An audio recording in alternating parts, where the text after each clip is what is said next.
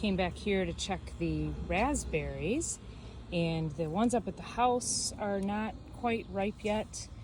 And I came back here to check these in the back of the yard, and then boom, look at that. Oh my gosh. I am going to harvest those right now. Don't they look amazing? Oh, they're so sweet and wonderful. So then when I came back here, I found this little baby. That is a blackberry. Now, we planted blackberries several years ago, way back over there in the yard. And then I even believe we planted them over here.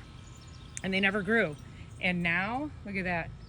We're gonna have some blackberries. Super exciting. Oh, love the berries. I walked around the back side of the raspberry patch to pick, and I stumbled upon these.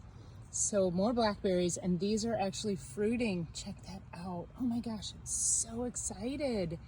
It's like finding treasure in your garden. Isn't that beautiful? Finally gonna have blackberries. I think 10 years ago, I may have planted those blackberry bushes. And here they are in a place that they were not planted, but nature decided to put them right here. Beautiful. Oh, that's not a bad first harvest. Look at that. Oh my goodness. Delicious.